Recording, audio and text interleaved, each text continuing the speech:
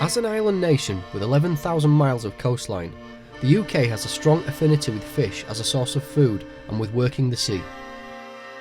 Whether trawling the North Sea for haddock, fishing inshore for lobster, or among the giant waves of the Northern Atlantic looking for cod, fishing is a hard, dangerous job that requires grit, guts, determination and amazing levels of stamina. In fact, few professions carry the same sort of risks. A recent study found that a trawlerman was 50 times more likely to die at work than in any other profession.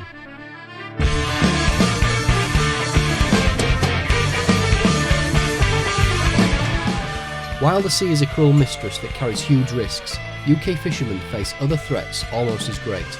Since joining the European Union in 1973, the story of the UK fishing industry has gone from one of success to one of political betrayal, of lost jobs and of decimated communities.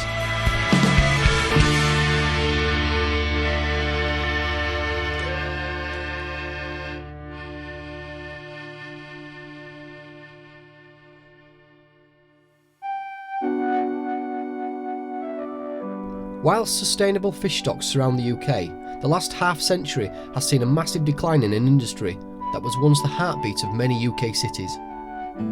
Through a number of concerted media campaigns, it is easy to think of the fishing industry as unsustainable, where the seas are trawled relentlessly for all manner of species, totally unchecked. This could not be further from the truth.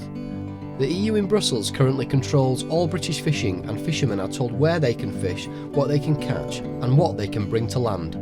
The problem is many quotas are set on misguided information, and through the EU's Common Fisheries Policy, shared access rules the UK now only has 13% of the sustainable fishing quota in its own seas. This leaves the proud, hard-working fishing communities frustrated, desperate, and on the edge of collapse. Member of the European Parliament for Yorkshire and North Lincolnshire, Mike Hookham, whose father worked on the docks, remembers the days when the fishing industry was vibrant and at the heart of the community. I mean, across the river there is where I was born and brought up. This to me was my playground. As a kid, this is where I came, this is where I messed about on the ships, on the docks, and watching the trades that was going on.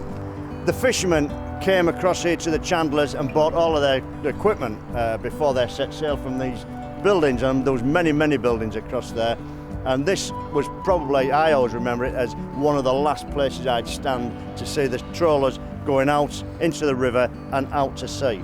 3-week fishing trip, they'd be out there, they'd come back for 3 days and would be known when they came back when they'd settle for the money as a 3-day millionaire. They would then get off the trawlers onto Hessel Road. Again, Hessel Road was just across the way there, very busy area.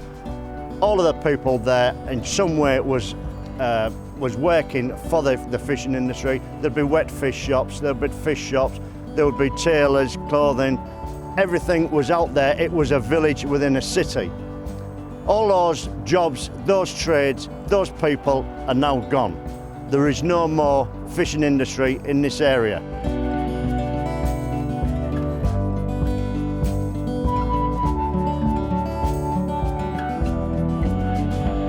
The knock-on effect now is that the housing that's there is declined, the area's declined, people now are no longer living in this area, they're moving out to other estates on the city centre, on the city periphery, and it's a poor state of affairs, you know, what we're left with today.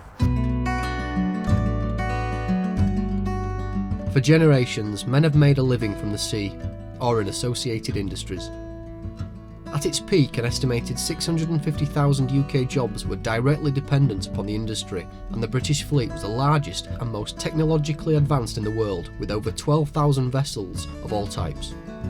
Whole communities grew up around the UK's fishing ports, especially in Padstow, Brixham, Grimsby, Hull, Fleetwood and Peterhead.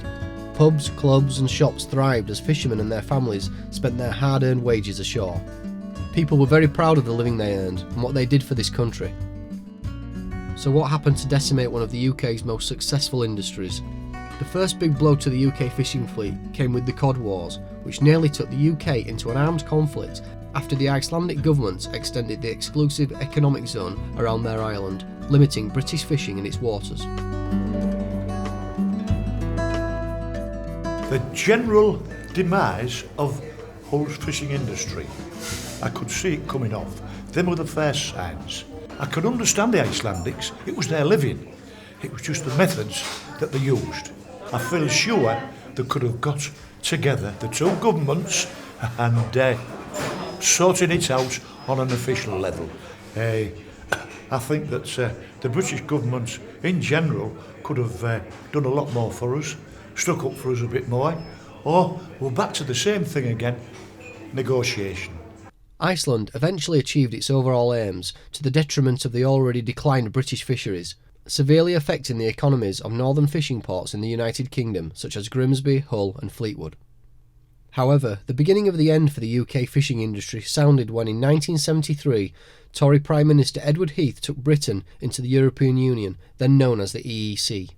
Hours before Britain was admitted, the original 6 EEC members drafted the notorious addition to the Aquarius Communautaire. It obliged new members to surrender control of their waters to Europe, and to agree to equal access to a common resource as far as fishing was concerned. In his desperation to join the EEC, Heath gave up our sovereign right to an exclusive 200-mile fishing zone and accepted the principle of equal access, essentially handing Britain's proud fishing industry to Brussels on a plate. It led to this dreadful business of quotas where trawlers were catching fish and having to dump it. Since the Cod Wars and joining the EU, the number of people employed in the fishing industry has declined dramatically. Today, only an estimated 12,000 people are now dependent upon the industry, from a peak of 630,000. Much of the decline can be put down to the EU fish quota system that is imposed on the UK through the unfair EU Common Fisheries Policy. In 2014, under the EU's Common Fisheries Policy, British fishermen could only catch 13% of the sustainable quota. This is despite 70% of the sea currently under European Union control, belonging to the United Kingdom under international law. It also manages all UK fish market and trade policy, international policy, and the funding of the CFP itself.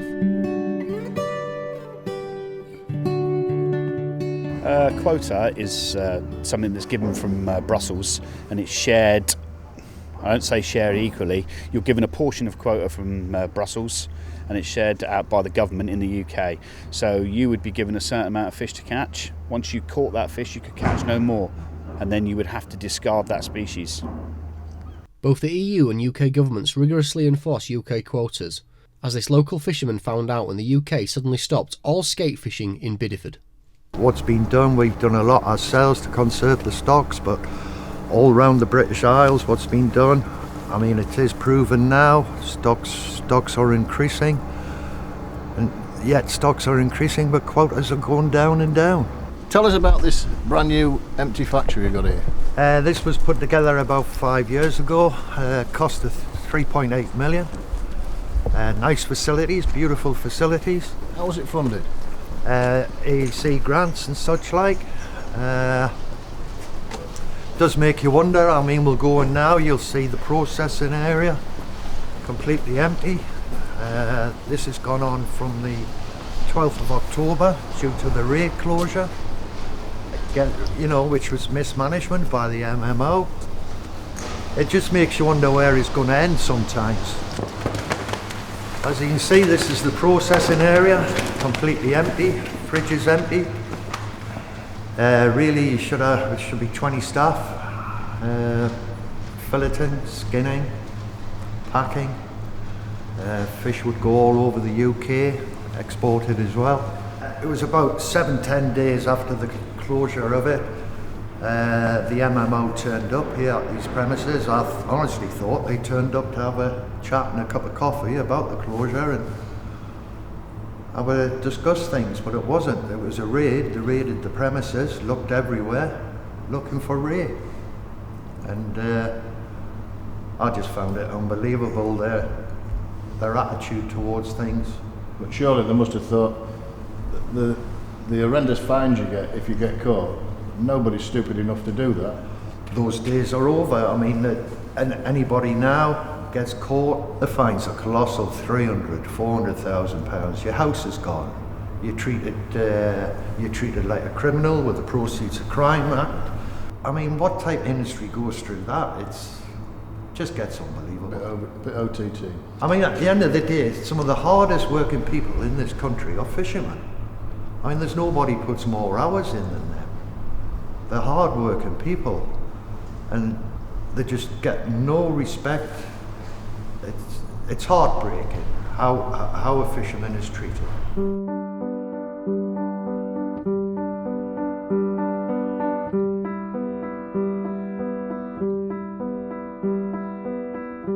The decline in the fishing industry was equally mirrored on shore in the communities that built up around the industry. Once where son followed father to sea, for many young men and women, the only thing on the horizon today is the dole.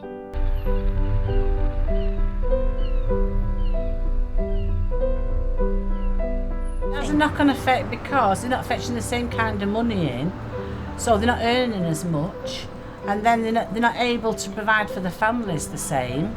And of course, it makes a decline in the town because there's not as many people. I mean, we know just by coming down ourselves, there's nowhere near as many people coming shopping down the town because people just, the money isn't there anymore. And I do think a lot of it is to do with the fishing industry. You know, I mean, all the local communities rely on the fishing industry. As you can see yourself, you've got markets, you've got cafes, you've got everything all around. All you've got to look around now is in this port and see, I can see it, how many youngsters is here today taking on the fishery. You can't see hardly none at all. No. And years ago, all the youngsters that coming down here, leaving school, they would go up the net loft, mending the nets, get that, and then come on a boat and doing their jobs. It's not happening today because they know there's no future in it. But there could be. Most definitely it could be. If they destroy the fishing industry down here, I genuinely believe it's going to have a much, much bigger knock-on effect than what they truly believe.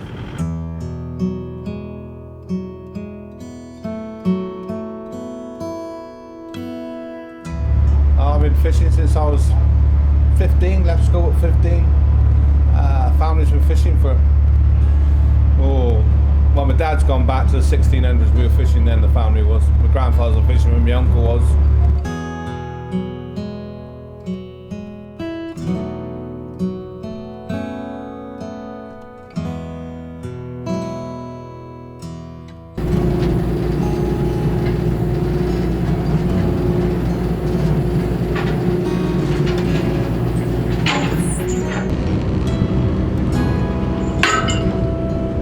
Hopefully, lemon soles and squid.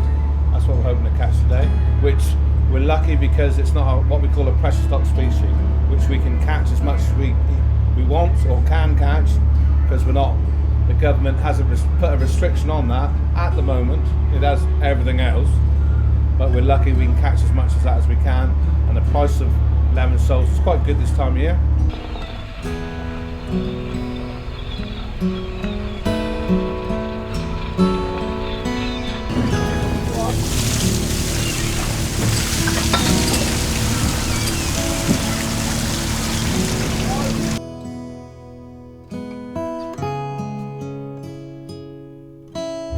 Quota in on most things. We never had a quota in on skate last year, and about November time last year we stopped catching skate.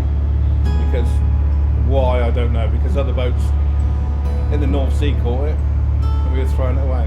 The trouble with quotas is our troll, our two nets coming along, they're just going to catch everything in its path. So if it's something we can't catch, those nets don't know that, so it's just going to swim in. And 90% of roundfish you throw away is dead. It doesn't live. So it's like this time of year now we could catch a ton of cod a day, but I've only got a quota of 500 kilos for a month.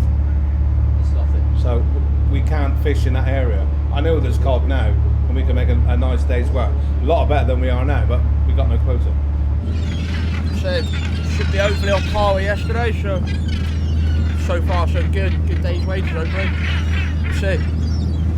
Who makes up these rules? It must be somebody in an office that hasn't got a window, that just has a book and thinks, oh, I'll stop this week, I'll stop that. The best thing with quotas is just let the British fishing fleet, if you want to know what's in the sea, say, right, there's no quotas for a year, and then at the end of it, tally it all up and see what's actually in the sea. not the way they're doing it. They haven't got a clue. There's nobody represents our fishing industry that knows anything about it. 100% of fishermen would rather bring in everything they've caught and let it be sold for charity or something. You know, you could have a separate auction. That's what they've caught is dead. Put it to one side. Whatever money's raised there, I don't know, go to a children's home or something. Every fisherman would bring their fish in, ice it, use their own boxes if they knew it was going for something like that. In Brussels at Christmas time, just in December, they tell the British government what they can have. You know, which I just, you know, we're self-sufficient. Every boat, our fishing grounds are the best in the world. They are the best fishing grounds in the world. Everybody's trying to get here.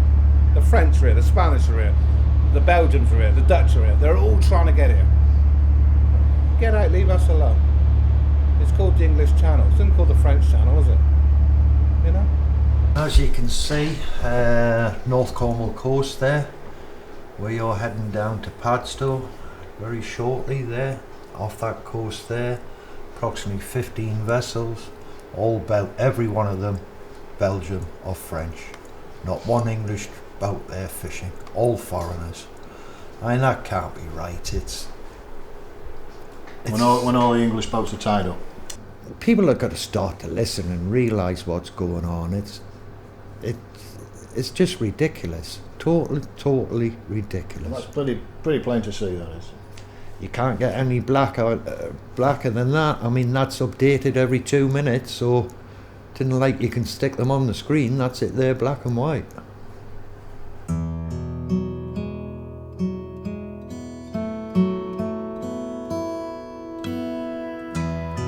This boat has got to gross £1,000 a day. It's got to, you know, it seems a lot of money, but then you take the £300 a day fuel.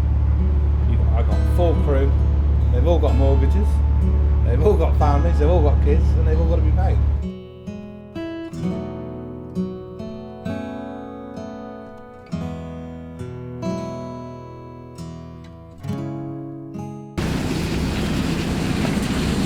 That's the last of the lemon. Yeah.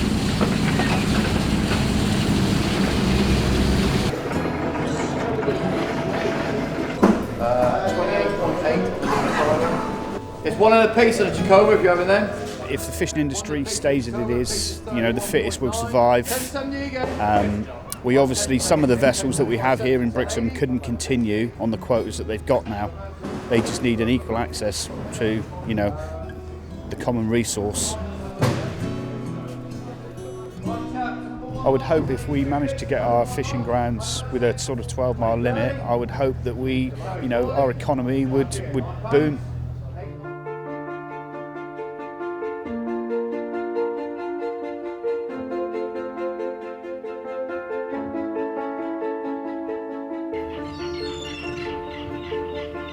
While many politicians seem to think the betrayal of our fishermen is a price worth paying for membership of the European Union, we in the EFDD parliamentary grouping and UKIP in particular do not.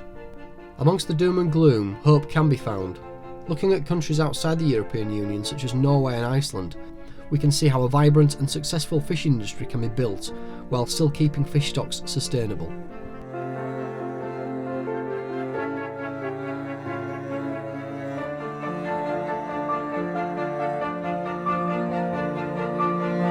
The key to the success of the Icelandic fishing industry is that we put a quota system in 1984.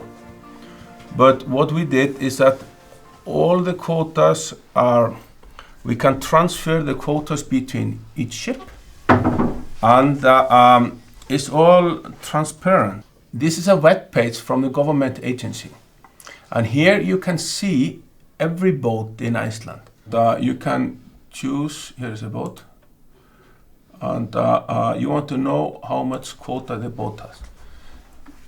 The boat fished 2,400 tons of Greenland halibut, even though it only had 1,800 tons of quota in the beginning of the year, because we can change with other vessel owners and other vessels.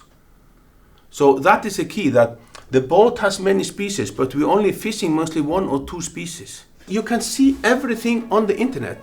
There's no secrets. You can even see the landing of the boats. Through good long-term management of the exclusive economic zone, the Icelandic fishing industry has gone from strength to strength. Small fishermen can catch 750 kilograms of cod a day, 4 months a year, creating an industry that allows enterprise and investment. Iceland is now home to many factory ships that catch, process, box and freeze fish all at sea, just like this one. It's a typical stern trawler and it's 66 meters long, 14 beam. Draft is around 6 meters. Well, we are doing a whole freezing, the process is, they're working 8 hours and 8 hours rest. We can take like 650 tons of mackerel, then we are full. Well, the process is like we empty the cadettes to certain holes and take it from the holes and grade it,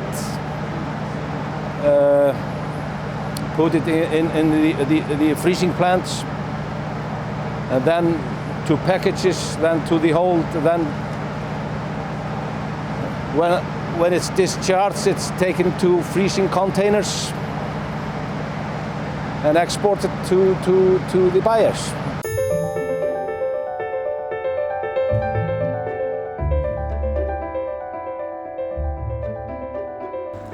The harbour is the heart of Grindavik and has been for a very, very long time. And this coffee house is, of course, a room where we were before working with steel wires. We were making steel wires in here for the boats. The fishing is very, very important for Icelandic economy. And I would say that it has changed a lot. I think that now you are working in the fishing with fewer boats, with the same amount of fish, but the same quota. But this has been and is, I think, still today the biggest industry to make money for Iceland.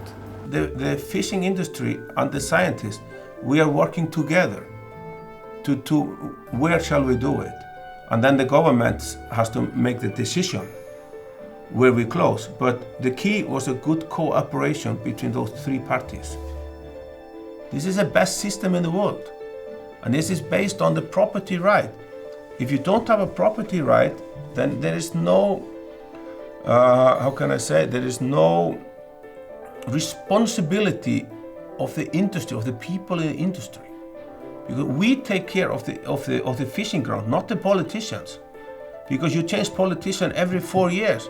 And usually politicians, they have no responsibility at all, whatever country you go to. I think EU is doing a big mistake because they think they can control everything from Brussels, and it is impossible. You must have a simple rules, and you must make the people in each area responsible for their own fishing.